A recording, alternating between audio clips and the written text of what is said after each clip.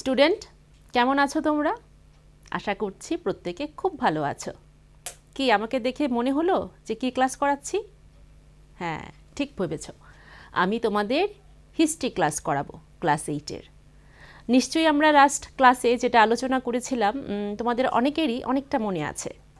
আমরা লাস্ট ক্লাসে আলোচনা করেছিলাম আমাদের যে এই বছরের ইতিহাস বইটা, সমাজবিজ্ঞান বইটা, সেই বইটার প্রথম চ্যাপ্টারটা মনে পড়লো তো? কখন, কিভাবে, কোথায়, এটাই ছিল ফার্স্ট চ্যাপ্টার। হয়তো বা লেস ইম্পর্ট্যান্ট হতে পারে তোমাদের কাছে, যে সেরকম কিছু নথি নেই, সেরকম কিছু জানা গেল না, কিন্তু তাও বলবো ফার্স্ট চ্যাপ্টারটা বেসিক কনসেপ্টের জন্য, ধারণার জন্য একটু পড়া কিন্তু উচিত। এবং তার মধ্যে কিন্তু 2-3টে পয়েন্ট খুব ইম্পর্টেন্ট ছিল। আমরা রিক্যাপ একটু যদি ফার্স্ট চ্যাপ্টারটা নিয়ে কথা বলি, যে জেমস মিল কী মতামত দিয়েছিলেন, ঔপনিবেশ কী, সরকারি তথ্যে কী ছিল, এগুলো আমরা ফার্স্ট চ্যাপ্টারে দেখেছি। কিন্তু ইতিহাসটা কেন পড়ব, কী কারণে পড়ব, সেগুলোও আমরা ফার্স্ট চ্যাপ্টারে দেখেছি। তখন আমরা ফার্স্ট চ্যাপ্টার থেকে সেকেন্ড চ্যাপ্টারে আমরা ঢুকবো বলেছিলাম নেক্সট ক্লাসে। আজকে যদি আমরা সেকেন্ড চ্যাপ্টারে যাই, মানে দ্বিতীয় অধ্যায়, তোমাদের বুকের মধ্যে যেটা আছে, যে তোমাদের দ্বিতীয় অধ্যায়, সেটা কি ছিল? ব্রিটিশের আগমন, মানে ভারতে ব্রিটিশ শাসনের সূচনা। ভারতে ব্রিটিশ শাসনের সূচনা।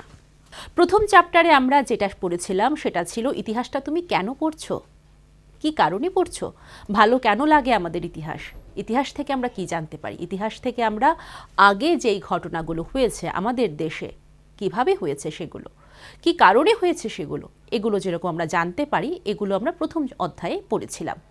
দ্বিতীয় অধ্যায়ের মূল বিষয়টাই হলো যে ভারতের মধ্যে ব্রিটিশরা কিভাবে আসলো, কিভাবে তার বিস্তার লাভ করলো।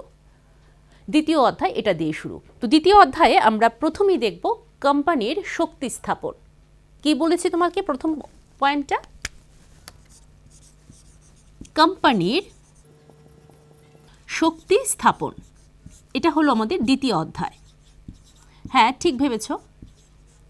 ফার্স্ট চ্যাপ্টারে তোমরা যেরকম পড়েছিলে কেন ইতিহাস পড়বো, কি জানবো আমরা, ইতিহাস পড়লে কি হয় আমাদের, ঠিক তেমনি সেকেন্ড চ্যাপ্টারে হলো ভারতের মধ্যে ব্রিটিশরা কিভাবে আসলো, ব্রিটিশের কিভাবে আগমন হলো।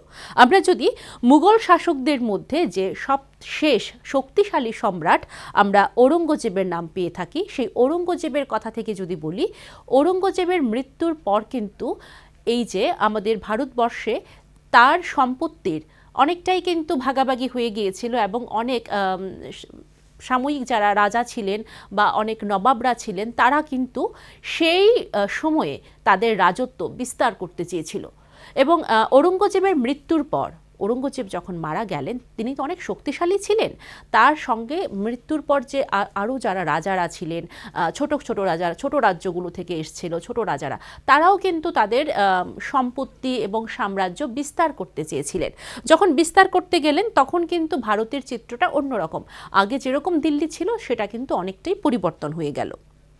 এইভাবে ভারতের বিভিন্ন প্রান্তে শক্তিশালী রাজারা আরও অনেক বেশি করে, কারণ একটা দেখো, যখন একজন বড় মাপের শক্তিশালী রাজার নষ্ট হয়ে যায়, রাজা যখন তার মৃত্যু হয়ে যায় বা তার সাম্রাজ্য শেষ হয়ে যায় শক্তিশালী রাজার, তখন কিন্তু অন্য যারা বাকি রাজারা থাকে বা অন্য রাজ্যের যারা নবাবরা থাকে, তারা কিন্তু তাদের শক্তিটা দেখার একটা সুযোগ পেয়ে যায়।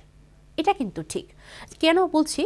ঔরঙ্গজেব যতদিন ছিল ততদিন কিন্তু সেরকম সুযোগ পায়নি। ঔরঙ্গজেবের মৃত্যুর পর কিন্তু তারা একটু নিজেকে হাইলাইট করার, যেটা বলে না যে একজন শক্তিশালীর সাম্রাজ্য শেষ হয়ে গেলে বা মৃত্যু হয়ে গেলে আরও পাশাপাশি যারা ছোট ছোট রাজারা থাকে তারা তাদের শক্তি দেখাতে অনেকটাই প্রস্তুত হয়ে যায়, এবং তখন কিন্তু সেটাই হয়েছিল।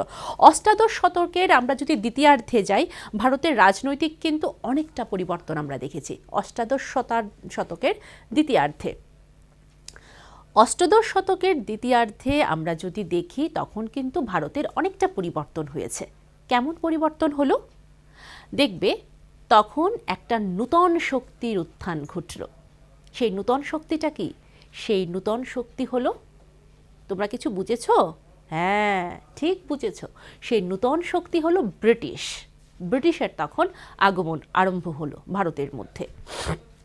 ব্রিটিশ তখন ভারতে আসতে শুরু করলো, এবং তাদের যাত্রাই শুরু হলো কি দিয়ে? ইস্ট ইন্ডিয়া কোম্পানি দিয়ে।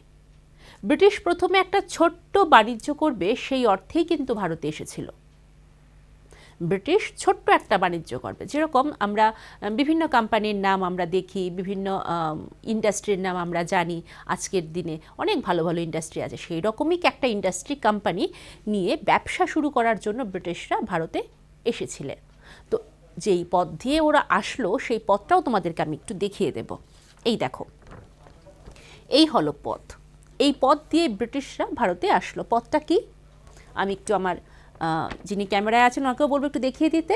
এই পথটা হলো আফ্রিকা দিয়ে ব্রিটিশ দ্বীপপুঞ্জ পশ্চিম উপকূল দিয়ে, আফ্রিকা থেকে ব্রিটিশ দ্বীপপুঞ্জ পশ্চিম উপকূল দিয়ে উত্তমাশা অন্তরীপ হয়ে তারপর ভারত মহাসাগর অতিক্রম করে ওরা কিন্তু বোম্বেতে তাদের ফার্স্ট, বোম্বের মধ্যে ফার্স্ট, এখানে দেখো ছোট্ট করে ভারতটা আছে, আর এটা হলো আফ্রিকা। এদিক থেকে ওরা এসে বোম্বেতে ওদের ফার্স্ট কোম্পানিটাকে সেট আপ করলো, মানে তৈরি করলো, বসবাস করলো, এবং ওরা মানে ব্যবসাটাকে শুরু করেছিল। এদিক থেকে এসে এদিকে ছোট ছোট করে দেখানো আছে। এটা হলো অষ্টাদশ শতাব্দীর ভারতে আসার যে জলপথটা, সেটা এখানে দেখবে। এখানে আফ্রিকা আছে, এখানে ভারত, বোম্বে, মাদ্রাস, কলকাতা, এগুলোর মধ্যেই কিন্তু ওদের ব্যবসার সেট আপ ছিল। এই পথ দিয়ে আসতে ওদের মোটামুটি 6-7 মাস লেগে যেত। কীরকম ইন্টারেস্টিং না? 6-7 মাস লেগে যেত এই পথটা অতিক্রম করে আসতে। পরবর্তী সময়ে যখন বাষ্পচালিত ব্যবস্থা তৈরি হলো তখন এটা অনেকটা কয়েক সপ্তাহ কমে যায় এই পথটা। আগে তো এখনকার মতো এত তো আর আগে ইনফ্রাস্ট্রাকচার ছিল না, যানবাহনের অবস্থা ছিল না, এটা তো অনেক আগের কথা আমরা বলছি, সেই সপ্তদশ অষ্টাদশ শতাব্দীর কথা। তখন যানবাহন এবং আমাদের চলাফেরা করতে অনেক রকম সমস্যা হতো। সেই সময়ে ওরা এই জায়গাটা পার করতে 7-8 মাস লেগে যেত, 8 মাস লেগে যেত, কিন্তু পরবর্তী সময় অনেকটা কমে গেছে। যাই হোক, আমরা এই কথাটায় পড়ে আসবো। তো যেটাই ছিলাম যে ইস্ট ইন্ডিয়া কোম্পানি ভারতে তার সাম্রাজ্য বিস্তার করার জন্য প্রথম আসে তখনই, একদমই অষ্টাদশ শতকের দ্বিতীয়ার্ধে। এবং তখন কি করেছিল দেখো, প্রতিটা কথা কিন্তু মজার, এবং একটা গল্পের মতো যদি শোনো বা একটা মুভির মতো যদি শোনো তাহলে কিন্তু অবশ্যই মনে থাকবে। 1600 খ্রিস্টাব্দে ইস্ট ইন্ডিয়া কোম্পানি রানী এলিজাবেথের কাছ থেকে সে আসার অনুমোদন পায়, ইংল্যান্ডের আসার জন্য অনুমোদন পায়, ইংল্যান্ডে বাণিজ্য করার জন্য। অন্যদিকে ইংল্যান্ডের অন্য কোনো বাণিজ্যিক সংস্থা তার সাথে কিন্তু প্রতিদ্বন্দ্বী হয়ে উঠতে পারল না। ইংল্যান্ডের অন্য কোনো বাণিজ্যিক সংস্থা তার সাথে প্রতিদ্বন্দ্বী হয়ে ওঠার মানে অনুমোদন পায়নি। কিন্তু রানী এলিজাবেথের কাছ থেকে তখন কিন্তু তারা অনুমোদন পেয়েছিল। কিসের অনুমোদন? ভারতে এসে ব্যবসা করার। হ্যাঁ, ঠিক ভেবেছ, ভারতে এসে কি করার? ব্যবসা করার। সেই ব্যবসায়িক কোম্পানিটা ছিল east India company. East India company ভারতে এসে তার ব্যবসা শুরু করবে, এবং ব্যবসা শুরু করার জন্য সে কিন্তু এই দীর্ঘ পথ যেটা তোমাদেরকে দেখিয়েছিলাম, পশ্চিম উপকূল দিয়ে উত্তমাশা অন্তরীপ পার হয়ে ভারত মহাসাগর অতিক্রম করে সে কিন্তু বোম্বেতে গিয়ে তাদের সেট আপ করেছিল। এবং ফার্স্ট কিন্তু করেছিল হুগলিতে। আমি তোমাদেরকে এটা পরে বলবো যে 1651 সালে হুগলিতে ফার্স্ট ফ্যাক্টরি তাদের হয়েছিল। তো এখানে বইয়ের মধ্যে যেটা আছে যে অন্যদিকে ইংল্যান্ডের অন্য কোনো বাণিজ্যিক সংস্থার ইস্ট ইন্ডিয়া কোম্পানির সঙ্গে প্রতিযোগিতা করার অধিকার ছিল না। ফলে দলিল বা আইনের অনুযায়ী একটা তো এগ্রিমেন্ট হয়, সেই এগ্রিমেন্ট অনুযায়ী কিন্তু ওরা বিজনেস করার সুযোগ পায় ভারতে, এবং ভারতে যখন ব্যবসা করার সুযোগ পায় তখন তারা ভারতে চলে আসে। এবং তখন এই ভারতে এসে ব্যবসা করে যেটা ওরা কিনতো, ভারত থেকে যেটা ওরা কিনতো, আমদানি করতো, সেটা ওরা কি করতো জানো? ইউরোপে গিয়ে বেশি দামে, চড়া দামে বিক্রি করতো। ওইটাই ছিল ওদের মূল ফান্ডাটা, মানে ব্যবসাটা। ভারত থেকে কিনে নিয়ে সেটাকে চড়া দামে, বেশি দামে ইউরোপে বিক্রি করবে। এবং তাদের সাথে কম্পিটিশানে আসার মতো আর কোনো প্রতিদ্বন্দ্বীও ছিল না। আর কেউ তো অনুমোদন পায়নি, তারাই শুধু পেয়েছিল। আচ্ছা, ওদের এই যে যাত্রাটা, ওরা যে এভাবে আসছে, ওই যাত্রাটা দেখে অনেকেই কিন্তু ভাবছিল জারি এভাবে তো আমরাও করতে পারি। তো তখন কি করলো, পর্তুগিজ যারা ছিল তারা ওদের আগেই চলে আসলো। পর্তুগিজরা ঠিক একই পথে চলে আসলো, এবং পর্তুগিজরা যখন আসলো ওরাও কিন্তু সেম প্রসেসে ব্যবসা শুরু করতে লাগলো। ভারতে এসে কি করতে লাগলো? কম দামে জিনিস কিনে ইংল্যান্ডে গিয়ে বা ইউরোপে গিয়ে বেশি দামে বিক্রি করা। পর্তুগিজরাও কিন্তু সেই একই প্রসেসে শুরু করলো, জাহাজগুলো আফ্রিকার পশ্চিম উপকূল দিয়ে উত্তমাশা অন্তরীপ হয়ে ভারত মহাসাগর অতিক্রম করে ব্যবসা শুরু করতে আরম্ভ করলো। পর্তুগিজদের মধ্যে যার নাম সব থেকে বেশি শোনা যায়, ভাস্কো দা গামা, আমরা এই নামটা খুব শুনেছি। ভাস্কো দা গামা 1498 সালে ভারতে আসার জন্য যে এই যে সমুদ্রের পথটা, সেটা কিন্তু সেই প্রথম মানে কি বলতে পারো আবিষ্কার করেছিল, খুঁজে বের করেছিল ভাস্কো দা গামা। 1498, তোমরা নোট করতে পারো এই জিনিসগুলো, ছোট ছোট বিষয়গুলো। পর্তুগিজ নাবিক যিনি ভাস্কো দা গামা 1498 সালে ভারতে আসার সমুদ্রপথ আবিষ্কার করেছিল, উনি প্রথম আবিষ্কার করেছিল, এবং পর্তুগিজরাই কিন্তু প্রথম ভারতে আসলো। পর্তুগিজ আসার পরই কিন্তু ইংল্যান্ডের সেই পথ দিয়ে ইস্ট ইন্ডিয়া কোম্পানি নিয়ে যারা আসলো, সেই অনুমোদন পেয়ে রানী এলিজাবেথের কাছ থেকে ইউরোপিয়ানরা, তারাও এসে কিন্তু সেমভাবে ব্যবসা শুরু করতে আরম্ভ করলো। তারপর এক এক করে সপ্তদশ শতকের প্রথম দিক থেকে ওলন্দাজ, France, Denmark, east India company ভারতের বিভিন্ন অঞ্চলে ব্যবসা বাণিজ্যের কেন্দ্রস্থল গড়ে তুলেছিল। ব্যবসার যে সেট আপ গড়ে তুলেছিল, বিভিন্ন মানে একটা ব্যবসা করতে গেলে তো একটা জায়গা লাগে, সেই জায়গাতে যারা তখন যারা ব্যবসা করছিল, ব্যবসা করার সময় তখন তারা কি করলো, তারা এখানে তাদের দুর্গ বানাতে আরম্ভ করলো, তাদের থাকার রেসিডেন্ট বানাতে আরম্ভ করলো, কিভাবে ওরা এখানে থাকবে, কিভাবে বসবাস করবে, এই সব সেট আপ কিন্তু তারা এখানে এসে করতে আরম্ভ করলো। দেখো এখানে একটা লেখা আছে যে এখানে সমস্যাটা কি ছিল জানো, সমস্যাটা ছিল যে এখানের মধ্যে এই পয়েন্টটা তুমি পাবে, সমস্যাটা ছিল জিনিস কিনতে প্রত্যেকেই খুব ইন্টারেস্টেড ছিল, মানে আগ্রহী হয়ে উঠেছিল। ফ্রান্স থেকেও এসছে, ডেনমার্ক থেকে এসছে, ইংল্যান্ড থেকে আসছে, তারপর মানে যারা ইউরোপ থেকে আসছে, ব্রিটিশরা যারা আসছে, প্রত্যেকেই কিন্তু একটা জিনিসই কেনার জন্য মানে ভীষণভাবে আগ্রহী হয়ে উঠলো। সেটা কি?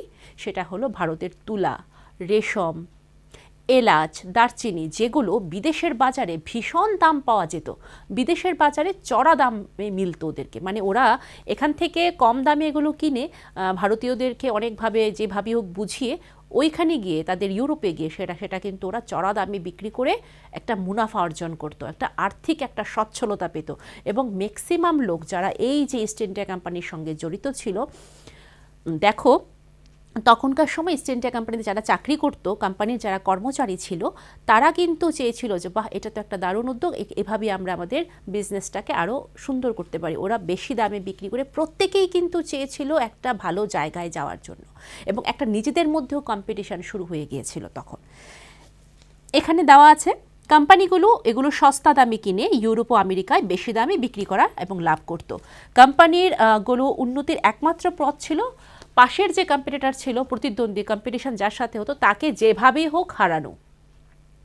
এটাই হয় যখন কম্পিটিশানে, ব্যবসা যখন কম্পিটিশানে আসে, তখন একজনকে হারানোর জন্যই প্রতিনিয়ত চেষ্টা চলে। এটা আমরা এখনও দেখছি এই কম্পিটিশান। তখনের কম্পিটিশানটা ছিল অন্য রকমের। কীরকম কম্পিটিশান? তখন মানুষ ব্যবসা করার সময় সমুদ্র পথে যখন আসতো, সাথে অস্ত্র শস্ত্রও নিয়ে আসতো, বন্দুক, গোলা বালুদ, অনেক কিছু নিয়ে আসতো, এবং অস্ত্রের মাধ্যমে তারা তাদের কম্পিটিশনটাকে দেখাতো, দেখিয়ে তারপর যে জিততে পারতো সেই শাসন করতে পারতো বা ব্যবসা চালাতে পারতো। এখন কিন্তু আমরা যারা এখন ব্যবসা বাণিজ্য দেখছি, এখন কিন্তু ভিন্ন চিত্র, এখন কিন্তু আমরা ভিন্ন চিত্র দেখি। এখন কি দেখি? এখন কম্পিটিশনটা হয় অন্যভাবে। তো তখনও কম্পিটিশন ছিল, তখন ছিল লড়াইয়ের মধ্য দিয়ে, এখন পরিবর্তন হয়েছে সমাজের প্রতিকূলতার মধ্য দিয়ে বা সামাজিক উন্নতির মধ্য দিয়ে বা চারিপাশের শিক্ষার উন্নতির মধ্য দিয়ে, এই সবটাই পরিবর্তন হয়ে গেছে। তো আমরা যখন ইতিহাস পড়ব, আমাদের সেকেন্ড চ্যাপ্টারটা পড়ব, তখন কিন্তু আমাদের অষ্টাদশ শতকের, সপ্তদশ শতকে কী ঘটেছিল ইস্ট ইন্ডিয়া কোম্পানি, সেটা কিন্তু আমরা পুরোটাই দেখব। বাণিজ্য তখন অস্ত্র শস্ত্র সঙ্গে নিয়ে করা হতো। বাণিজ্যিক কেন্দ্রগুলির মধ্যে তারা কি করতো? দুর্গ বানিয়ে ফেলতো। দুর্গ মিন্স আমরা যেরকম দেখি যে এক জায়গা থেকে আরেক জায়গায় শ্যুট করা হয় বা মানে গোলা বারুদ ছোড়া হয়, সেরকম একটা দুর্গ বানিয়ে বানিয়ে ওরা রেসিডেন্সিয়ালভাবে থাকতো। আচ্ছা, তারপরে যদি তুমি আসো, তারপরে দেখবে ইস্ট ইন্ডিয়া কোম্পানি বাংলায় কিভাবে বাণিজ্য সম্প্রসারণ করেছে। হ্যাঁ, বাণিজ্য প্রথম কিন্তু ওরা শুরু করেছিল বাংলায়। কোথায় করেছে? 1651 সালে হুগলি নদীর তীরে প্রথম ইংরেজ ফ্যাক্টরি স্থাপন করেছিল। এই সালটা এবং নামটা তোমরা যদি নোট করে রাখো সেটা খুব ভালো হবে। 1651 সালে হুগলি নদীর তীরে প্রথম ইংরেজ ফ্যাক্টরি স্থাপন করা হয়। এটাই ছিল ভিত্তিস্থল। আমি এখানে লিখে রাখি।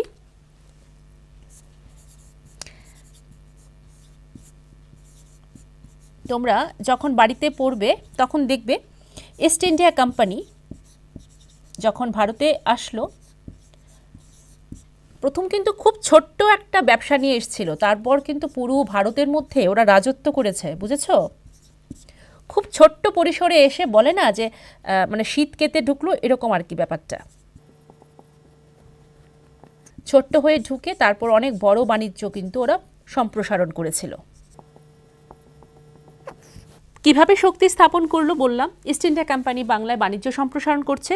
তো এটা কত সালে করলো? 1651 খ্রিস্টাব্দে। কোথায় করেছে? হ্যাঁ, ঠিক বলেছ, হুগলি নদীর তীরে। এই ছোট ছোট বিষয়গুলি তোমরা যখন পড়তে বসেছো, বইটা যদি হাতের সামনে থাকে বইটা নিয়ে তো অবশ্যই পড়তে হবে, পাশাপাশি একটা যদি নোট খাতা রেখে দাও বা একটা নোট কপি, সেখানে কিন্তু এই ছোট ছোট বিষয়গুলো তুলতে পারো, যে কোম্পানির শক্তি স্থাপন, ইস্ট ইন্ডিয়া কোম্পানি বাংলায় বাণিজ্য সম্প্রসারণ, এই যে পয়েন্টগুলো যখন করবে, এই পয়েন্টগুলো করার সময় এই পয়েন্টের ভিতরে কোন কোন সনটা বা জায়গাটা ইম্পর্টেন্ট সেটা তুমি পাশে একটা লিখে রাখতে পারো। এবং এটা লিখে রাখলে কি হবে, এটা যখন লিখে রাখছো এরকমভাবে যদি নোটটা করে রাখো, নোট মিন্স এই যে লিপিবদ্ধ করাটা, লেখার প্রসেসটাকে বলছি, এভাবে যদি তুমি করে রাখো, তাহলে যখন তোমার হাতে বইটা থাকবে না তখনও কিন্তু তুমি এটা খুললেই ইজিলি বুঝতে পারবে আমরা কোন টপিকটায় কি পড়েছিলাম। শর্ট টাইমের মধ্যে তুমি এটা পুরোটা পড়তে পারবে, ঠিক আছে? তো কি বলছিলাম, 1651 সালে হুগলি নদীর তীরে প্রথম ইংরেজ ফ্যাক্টরি স্থাপন করা হয়। এটাই ছিল তাদের ভিত্তিস্থল, মানে যেটা বলে স্থাপত্য জায়গা। তারপর কি করেছে, তাদের আন্ডারে যারা কর্মচারী ছিল সেই কর্মচারীরা সেখানে থাকার জন্য জায়গা বানাতে শুরু করলো। তারপর 1690 খ্রিস্টাব্দে মোগল কর্মচারীদের উৎকোচ দিয়ে, সেই কর্মচারীদের উৎকোচ দিয়েই কোম্পানি কলকাতা, সুতানুটি, গোবিন্দপুর তিনটি গ্রামের জমিদারি সত্ত্ব লাভ করে এবং এই তিনটা জায়গায় পরবর্তী সময়ে বৃহৎ কলকাতায় গড়ে ওঠে। এই তিনটা জায়গা কি, কোন তিনটা জায়গা? কলকাতা, সুতানুটি, গোবিন্দপুর, এই তিনটি গ্রামের জমিদারি সত্ত্ব লাভ করলো। এই তিনটা গ্রামকে পরবর্তী সময়ে আমরা বড় বৃহত্তর কলকাতা রূপে কিন্তু দেখতে পাই, ঠিক আছে? 1696 খ্রিস্টাব্দে কোম্পানি এই ভূবাসনের চারিদিকে দুর্গ নির্মাণের কাজ শুরু করে দেয়। কত খ্রিস্টাব্দে? 1696 খ্রিস্টাব্দে। এবং তখন কিন্তু আমি একটু লিখে দিই, তোমাদের মনে থাকবে, 1690 খ্রিস্টাব্দে ওরা কিন্তু উৎকোচ, কর্মচারীর উৎকোচ দিয়ে, ঠিক আছে, কর্মচারীর উৎকোচ দিয়ে তিনটি জায়গার জমিদারি সত্ত্ব লাভ করে।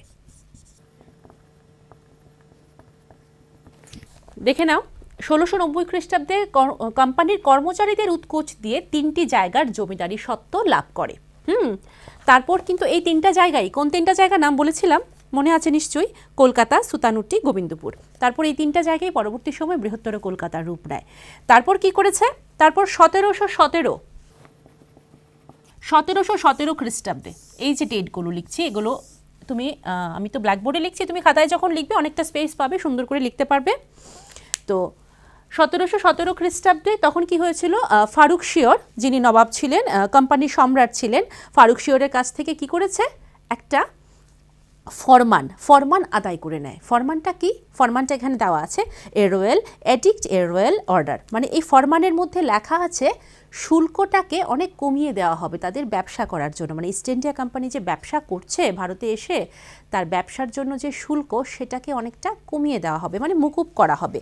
এই ফরমান পেয়ে কোম্পানি যুক্তি দেখায় তারা শুল্ক মুক্ত, মানে কমিয়ে দিয়েছে, আবার বলতে পারো শুল্ক মুক্ত করে দিয়েছে। শুল্ক মুক্ত মানে ট্যাক্স ফ্রি, বুঝতে পেরেছ? শুল্ক মুক্ত মানে ট্যাক্স ফ্রি বাণিজ্য করার একটা অধিকার পেয়েছে। কোম্পানি ধারাবাহিকভাবে চেষ্টা করতে থাকে কিভাবে চাপ দিয়ে একটা মানে প্রেশার ক্রিয়েট করে মানে এই ফারুক শিওরের কাছ থেকে আরও বেশি করে মুনাফা অর্জন করা যায়। মুনাফা মিন্স একবার তো অনুমোদন নিয়ে নিল যে বিনা শুল্কে ওরা ব্যবসা করছে, মানে ট্যাক্স ফ্রি ব্যবসা করবে। তারপর আবারও চাপ দিচ্ছে, উপরন্তু আরও চাপ দিচ্ছে। কিসে চাপ দিচ্ছে? সেই চাপটা হলো যেন আরও বেশি তাদেরকে জায়গা দেওয়া হয়, আরও বেশি যেন ওরা জায়গা পায়, আরও বেশি যেন ওরা ব্যবসা করতে পারে, বিনা শুল্কে বাণিজ্য করতে পারে, সেটার জন্য চাপ দিচ্ছে। দেখো এখানে লেখা আছে, যার ফলে বাংলার নবাবের আর্থিক ক্ষতি দেখা দিয়েছে। হবেই তো, নবাবরা তো অর্থের উপরই চলছে নাকি, তো অর্থ যদি সবটাই মকুব করে দেয় নবাবের কোষাগার তো খালি হয়ে যাবে, নবাব রাজস্ব কোত্থেকে পাবে? সেম হয়েছে। তো ফারুক শিয়রের সময় দেখা গিয়েছে তার আর্থিক মানে ক্ষতি দেখা দিয়েছে। শুধু তাই নয়, কোম্পানির কর্মচারীরাও, এবার কোম্পানির যে বস ছিল সে তো করছে, এবার কোম্পানির যে কর্মচারীরা তারাও সেই ইংল্যান্ডের পতাকা দেখিয়ে, সেই কোম্পানির পতাকা ব্যবহার করে বিনা শুল্কে তাদের মুনাফা অর্জন করছে, মানে ব্যবসা করছে। মানে কি হয়েছে, কোম্পানির যে লিডার সেও করছে, কোম্পানির যারা মানে এমপ্লয়ি আছে, কর্মচারী আছে, প্রত্যেকেই আবার নিজ নিজ ব্যবসা করছে, নিজেরা নিজেদের মতো করে ব্যবসা করছে। দেখো ডাবল হচ্ছে ব্যবসা, তো কিন্তু ট্যাক্স কিন্তু একটাই দিচ্ছে, সেখানে হয়েছে ব্যাপারটা। তো সেই কারণে বাংলার নবাবদের অবস্থা খুব খারাপ হয়ে গিয়েছিল। তখনই এটা কি হয়েছে, যুদ্ধে পরিণত হলো। কি হলো, যুদ্ধে পরিণত হবেই, কারণ এইভাবে তো আর দেশ চলবে না। ওরা ওদের মুনাফার কথা চিন্তা করছে, ওরা কি করছে, এখান থেকে কম দামে জিনিস কিনছে, সেটা নিয়ে ইউরোপের বাজারে চড়া দামে, আমেরিকার বাজারে চড়া দামে বিক্রি করছে। ঠিক আছে, তো এইভাবে তারপরে তোমরা এখানে আমরা অনেকটা লিখে দিয়েছি, কিন্তু এটা একটু মুছে দিচ্ছি আমি, কারণ পরের পোর্শনটা না হলে লিখতে পারবো না। তোমরা তুলে নিয়েছো মনে হয়।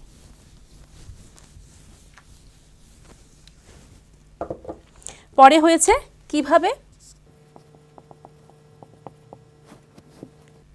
বাণিজ্যটা যুদ্ধে পরিণত হলো। দেখো খুব মজা লাগছে তো, আশা করি মজা পাচ্ছ, কারণ আমরা ফার্স্ট চ্যাপ্টারে কিন্তু বেশি কোনো ইনফরমেশন ছিল না। আবারও বলছি, ফার্স্ট চ্যাপ্টারে শুধু ছিল কেন ইতিহাস পড়বে, ইতিহাসটা পড়লে কি কেমন লাগে, তো ওইটা যদি একটু ইন্টারেস্ট না হয় তাহলে তোমরা পড়তেই ভালো লাগবে না। এখন কিন্তু আমরা একটা গল্পের মতো শুনছি, ইস্ট ইন্ডিয়া কোম্পানি কীভাবে ভারতে ঢুকলো, কী করেছিল, কীভাবে বিস্তার লাভ করলো, এবং এই বিস্তার লাভের মধ্যে কোন কোন ইংরেজরা, কোন কোন ব্রিটিশরা কখন এসেছিল, এসে কিভাবে নিজের অবস্থার পরিবর্তন করেছে, ভারতের অবস্থার পরিবর্তন করেছে, এবং কোন ব্রিটিশের আমলে বেশি করে সাম্রাজ্যটা প্রসারিত হয়েছিল, সম্প্রসারিত হয়েছিল ভারতের মধ্যে, কে বেশি ব্যবসা করতে পেরেছে, এই সবটা কিন্তু এই চ্যাপ্টারে পাবে, সেকেন্ড চ্যাপ্টারে। ঠিক আছে, তো কি বলেছিলাম, কোনটায় ছিলাম আমরা, কিভাবে বাণিজ্য যুদ্ধে পরিণত হলো। তো অষ্টাদশ শতাব্দীতে কোম্পানি এবং বাংলা নবাবদের মধ্যে একটা দ্বন্দ্ব, একটা মানে মতবিরোধ হয়। দ্বন্দ্ব মিন্স একটা মতের একটা বিরোধ দেখা দেয়। তখন কি হয়েছে, ঔরঙ্গজেবের মৃত্যুর পর অন্য সকল আঞ্চলিক শক্তিগুলো তো একটু বেড়ে গিয়েছিল। বললামই তোমাদেরকে যে ঔরঙ্গজেব একটা শক্তিশালী ছিল তখন মুঘলের সময়ে, তারপর কিন্তু তার মৃত্যুর পর বাকিরা আরও বেশি শক্তিশালী হয়। তখন কি হয়েছে, মুর্শিদ কুলি খাঁর পর আলীবর্দী খাঁ এবং তারপর সিরাজউদ্দৌলা নবাব হয়েছিলেন। কি হয়েছে, নবাব হয়েছে, প্রত্যেকেই শক্তিশালী শাসক ছিলেন। এখানে এটাও একটা প্রশ্ন হতে পারে যে শক্তিশালী শাসক তখনকার সময় কে ছিলেন, সিরাজউদ্দৌলা ছিলেন, বা মুর্শিদ কুলি বলো, আলীবর্দী খাঁ বলো, ওরা ছিলেন প্রত্যেকেই শক্তিশালী শাসক। তারা কোম্পানিকে অবৈধ মিন্স এই যে ট্যাক্স ফ্রি ব্যবসা সেটা করার সুযোগ দেয়নি। ওরা অনেকভাবে এটাকে বন্ধ করার মানে রদ করার চেষ্টা চালিয়ে গেছে। তো তারা কোম্পানিকে অবৈধ সুযোগ প্রদান করতে অস্বীকার করে কোম্পানির বাণিজ্যের অধিকারের উপর আরও বেশি রাজস্ব দাবি করে, কোম্পানির মুদ্রা ছাপানোর যে টাকশাল সেটা বন্ধ করার জন্য মানে আগ্রহী হয়। কোম্পানি বাংলার সরকারকে প্রচুর পরিমাণ রাজস্ব থেকে বঞ্চিত করেছে, নবাবের প্রভুত্ব খর্ব করেছে বলে একটা চিঠিও লিখেছে। কোম্পানির অপমানজনক পত্র লিখে কর দিতে অস্বীকার করেছে, নবাব ও তার কর্মচারীদের অসম্মান করার চেষ্টা করেছে। অনেকভাবে কোম্পানিকে যেন একটা মানে আটকানো যায়, রদ করা যায়, সেটার জন্য অনেক চেষ্টা করেছে, অনেক চিঠি লিখেছে, বলেছে যে কোম্পানি খুব প্রেশার ক্রিয়েট করে, কোম্পানি ভীষণ জায়গা নেওয়ার চেষ্টা করে, ট্যাক্স দেয় না, নিজেদের দুর্গ নিজেদের মতো করে বানিয়ে নিচ্ছে। কোম্পানির বিরুদ্ধে যখন বাংলার নবাবরা এই রকম একটা মতবিরোধ তুলতে লাগলো, ঠিক হয় না, মতবিরোধ যখন আমি কারোর নামে বলবো তখন সেও তো আমার নামে বলবে, তো ঠিক সেমভাবে তখন ইস্ট ইন্ডিয়া কোম্পানিও নবাবদের বিরুদ্ধে অনেক এরকম পয়েন্ট নিয়ে কথা বলেছে। কি পয়েন্ট সেগুলো হলো, কোম্পানি ঘোষণা করে যে নবাবের কর্মচারীরা অযৌক্তিক কথা বলছে, নবাবের কর্মচারীরা বানিয়ে কথা বলছে, এই ধরনের অনেক কথা বলেছে। শুল্ক মুকুব করা হবে, ওরা বেশি বাণিজ্য করার উন্নতি পাচ্ছে না, সুযোগ পাচ্ছে না, ইস্ট ইন্ডিয়া কোম্পানিকে সুযোগ দিচ্ছে না নবাবরা। ঠিক পাল্টাভাবে নবাবরা বলেছিল যে আমরা ওদেরকে দেব না, ওরা বেশি করে শুল্ক মুকুব করে ব্যবসা করতে চাইছে। ঠিক পাল্টাভাবে ইস্ট ইন্ডিয়া বলছে যে না, আমরা দেখছি আমাদেরকে ব্যবসা করার সুযোগই দিচ্ছে না নবাবরা। ঠিক একই প্রশ্নকে পাল্টাভাবে একটা দ্বন্দ্বের মতো সৃষ্টি হয়েছে। যেই দ্বন্দ্বের পরে কোম্পানি আরও যুক্তি দেখায় যে বাণিজ্য বৃদ্ধি করতে হলে তাদেরকে কি করতে হবে। কোম্পানি আরও যুক্তি দেখায় বাণিজ্য বৃদ্ধি করতে হলে তাদেরকে আরও গ্রাম ক্রয় করার অধিকার, দুর্গ পুনর্নির্মাণের অধিকার দিতে হবে। ওই যে কথাটায় ছিলাম আমরা, যে দুর্গ তো ওরা বানাচ্ছে, কিন্তু আরও দুর্গ বানাবে, আরও গ্রাম কিনে নেবে। মানে ওদের একটা উদ্দেশ্য ছিল ভারতবর্ষটাকে পুরোটাকে ক্যাপচার করা, মানে কবজা করা, অধিকার নেওয়া আর কি। এই দ্বন্দ্ব বিপরীত অবস্থিতিতে পরিণত হয়। তারপর সেটা কিসে রূপ নেয়? তারপর সেটা রূপ নেয় আমাদের খুব পরিচিত একটা নাম, সেই নামটা হলো পলাশির যুদ্ধে। দেখো আবার বলছি, দ্বিতীয় অধ্যায়ে আমরা ভারতের ব্রিটিশ শাসনের সূচনা ও বিস্তার পড়ছি। ভারতের মধ্যে ব্রিটিশরা কিভাবে আসলো, রানী এলিজাবেথের কাছ থেকে অনুমোদন পেয়ে ওরা ফার্স্ট একটা কাগজ তো হয়, একটা এগ্রিমেন্ট তো হয়, ওই এগ্রিমেন্ট পেয়ে ভারতে ঢোকার পারমিশন পেলো। কোন দিক থেকে আসলো আমরা দেখিয়েছিলাম, পশ্চিম উপকূল দিয়ে, আফ্রিকার সেই পথ দিয়ে ওরা ঢুকলো, ভারত মহাসাগর অতিক্রম করে উত্তমাশা অন্তরীণ হয়ে ভারত মহাসাগর হয়ে ওরা বোম্বে, কলকাতা, ওইখানে গিয়ে ওদের যে ভিত্তিপ্রস্তর স্থাপন করেছিল হুগলি নদীর তীরে, বলেছিলাম ভিত্তিপ্রস্তর স্থাপন করার পর কর্মচারীরা কি করলো, চিন্তা করলো যে আরও বেশি করে কি করে মুনাফা করা যায়। আচ্ছা, তখন তারা কি করলো, ফারুক শিওরের কাছ থেকে অনুমোদন পেল। ফারুক শিওর কি অনুমোদন দিল, ঠিক আছে কিছুটা ট্যাক্স আমরা মুকুব করে দেব। ও মা, কি হয়, ট্যাক্স মুকুব করে দিল বললো তো, তারপর কিন্তু আরও বেশি চাপ সৃষ্টি করতে লাগলো যে আমাদেরকে আরও বেশি সুযোগ দিন, আমাদেরকে আরও কিছু জায়গা দিন, গ্রাম দিন, সম্পত্তি দিন, তো এভাবে আরও ফ্রি করে দিন, আমাদের পুরো ব্যবসাটাকে ফ্রি করে দিন। এবং আমি করব না, আমার নিচের যারা এমপ্লয়ি আছে, কর্মচারীরা, ওরাও করবে ব্যবসা, এই ঠিক এইভাবে। তখন দেখা গেল কি, রাজার নবাবদের রাজকোষ খালি হয়ে গেল। অবশ্যই সেটা হবে, এটাই খুব স্পষ্ট কথা। যখন একটা দল এসে আরেকটা দলকে এভাবে লুটে নেয়, তখন তো খালি হবেই। বাংলার নবাবের অবস্থা খুব খারাপ হলো। তখন কি হলো, আলীবর্দী খাঁ, মুর্শিদ কুলি খাঁ, সিরাজউদ্দৌলা নবাব হয়। তখন নবাব হওয়ার পর ওরা বাধা দেয়, যখন বাধা দেয় তখনই দ্বন্দ্ব বাঁধে। এই দ্বন্দ্বটা কিসের রূপ নেয়? পলাশির যুদ্ধে রূপ নেয়। এই চ্যাপ্টারটা কিন্তু খুব ইন্টারেস্টিং, এবং তোমরা এটা যখন পড়বে তখন এটার একটার পর একটা ধাপ পড়তে পারবো। তো আলীবর্দী খাঁ যখন 1756 খ্রিস্টাব্দে মারা যান, তখন সিরাজউদ্দৌলা বাংলার নবাব হন। কে হন বাংলার নবাব? নবাব সিরাজউদ্দৌলা। এবং কোম্পানি তাকে চিহ্নিত করতে পেরেছে যে সিরাজউদ্দৌলা আমাদের কথা মতো চলবে না, তো সিরাজউদ্দৌলাকে হারিয়ে কিভাবে আমরা একটা পাপেট নবাব পাই সেটার চেষ্টা করব। পাপেট নবাব মিন্স যে যার কথা, পুতুল বলে না, হাতের পুতুল, সেই রকম একটা পুতুল খুঁজছিল, পুতুল রাজা নবাব। কারণ সিরাজউদ্দৌলা তো ওদের কথা মতো চলছে না, প্রতিনিয়ত দ্বন্দ্ব হচ্ছে। সিরাজউদ্দৌলা বলছে তোমাকে আমি রাজস্ব দেব না, এত আমার রাজস্ব খালি হয়ে যাচ্ছে, তোমরা শুল্ক কম দিচ্ছ, ট্যাক্স দিচ্ছ না, জায়গা নেওয়ার জন্য এরকম করছো, তোমাদের দিয়ে ব্যবসা হবে না। ওর কিন্তু সৈন্য লাগিয়েছিল, 3000 সৈন্য লাগিয়ে তারপর কিন্তু ইস্ট ইন্ডিয়া কোম্পানি পলাশির যুদ্ধটা সিরাজউদ্দৌলার সাথে করে। তখন সিরাজউদ্দৌলা কিন্তু হেরে গিয়েছিল, বুঝেছো? তো এইভাবে এখানে দেখো দুটো চিত্র আমি তোমাদেরকে দেখাচ্ছি। এই দেখো, একটা হলো 1840-এর, এখানের মধ্যে যেগুলো রেড কালার দেখছো, অরেঞ্জ কালার, আমি একটু বলবো দেখাতে। রেড কালার যেটা দেখছো সেটা কি, ব্রিটিশরা শাসন করতে পারলো না। আর যেগুলো একটু লাইট কালার দেখছো, এগুলো হলো ব্রিটিশরা শাসন করে নিয়েছে। এই দেখো, বোম্বে দিয়ে কলকাতা, বেনারস, মহীশূরটা পারিনি। তারপর এদিক দিয়ে যেগুলো দেখছো, দিল্লি, লখনৌ, এগুলো সব ওরা দখল করে ফেলেছে। ওরা তো এদিক থেকেই আসলো, এসে ঢুকলো। তো এগুলো হলো ওদের শাসনের জায়গাগুলো। আর অরেঞ্জ কালারগুলো ওরা শাসন করতে পারেনি। এটা 1840-এর কথা বলছি। হ্যাঁ, ঠিক তারপরে দেখবে 1857-তে ওরা কিন্তু আরও বেশি করে দখল করে ফেললো। তখন দেখো অরেঞ্জ কালারগুলো কম হয়ে গেছে, আর লাইট যে কালারটা, সেই কালারটা লাইট অরেঞ্জ কালারটা, সেটা অনেকটা বেড়ে গেছে। তার মানে কি, সেখানে ব্রিটিশরা আধিপত্য বিস্তার করে ফেলেছে। পুনে, লাহোর, দিল্লি, লখনৌ, বেনারস, কলকাতা, মাদ্রাজ, এবং এই জায়গাগুলো এখন কি নামে আছে সেটাও কিন্তু তোমরা বের করতে পারো, যে পয়েন্টটা দেখিয়েছি। তো এইভাবে করেও কিন্তু তোমরা মনে রাখার জন্য এই পয়েন্ট আউট করে করে লিখে রাখতে পারো। তাহলে কি হবে, তোমাদের অনেকটাই মনে থাকবে এবং তোমাদের ইন্টারেস্টিংও লাগবে। আরেকটা দেখাচ্ছি।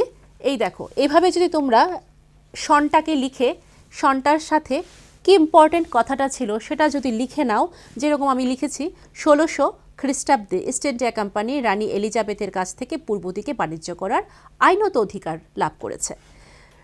1651 সালে হুগলি নদীর তীরে প্রথম ইংরেজ ফ্যাক্টরি স্থাপন করা হয়। এটাই ছিল ভিত্তিস্থল যেখান থেকে কোম্পানি বণিকরা যারা ফ্যাক্টরস নামে পরিচিত হয়। 1690 মোগল কর্মচারীদের উৎকোচ দিয়ে কোম্পানি কলকাতা, সুলতানটি, গোবিন্দপুর 3টি গ্রামের জমিদারি স্বত্ব লাভ করলো। 1696 কোম্পানি এই ভূবাসনের চারিদিকে দুর্গ নির্মাণের কাজ আরম্ভ করে।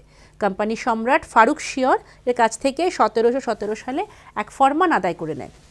এইভাবে করে যদি পয়েন্ট আউটটা করে নাও, পয়েন্ট আউট করে তার মধ্যে যে জিসটা আছে, যেমন আলীবর্দী খাঁ মারা গেছে এত সালে, তখন সিরাজউদ্দৌলা বাংলার নবাব হন। 1757 সালে 23 জুন রবার্ট ক্লাইভের নেতৃত্বে কোম্পানি, কে এসেছিল? Robert Clive. হ্যাঁ, এই কথাটা আমরা ছিলাম। রবার্ট ক্লাইভ যখন তার নেতৃত্বে একটা সৈন্যবাহিনী পাঠিয়ে সিরাজউদ্দৌলার সাথে যুদ্ধ করে, তখন সিরাজউদ্দৌলা কিন্তু হেরে যায় এই পলাশির যুদ্ধে। তারপর কিন্তু রবার্ট ক্লাইভের নেতৃত্বে কিন্তু ইস্ট ইন্ডিয়া কোম্পানি আরও অনেকভাবে তার প্রভাব বিস্তার করেছিল। তো এত বড় চ্যাপ্টার নিশ্চয়ই আমরা এইটুকু টাইমে শেষ করতে পারবো না, কিন্তু যতটুকু পড়িয়েছি নিশ্চয়ই তোমরা বুঝতে পেরেছো যে কী কী টপিকটা ছিল।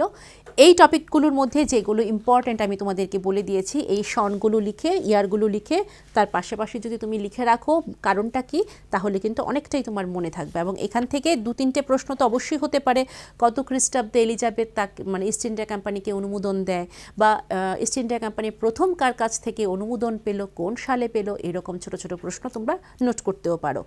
ঠিক আছে? তো আমরা আজকের এই ইতিহাস ক্লাসে আমরা যে চ্যাপ্টারটা ছিলাম, সেকেন্ড চ্যাপ্টারে, এই চ্যাপ্টারে কিন্তু আমরা মোটামুটি একটু আলোচনা করেছি, প্রথম দিকটাই ছিলাম। তো এটার পরবর্তী পার্টে আরও অনেক কিছু আছে, একটু যদি বলে দিই, পরবর্তী পার্টে তোমরা পাবে পলাশির যুদ্ধটা তো আছে।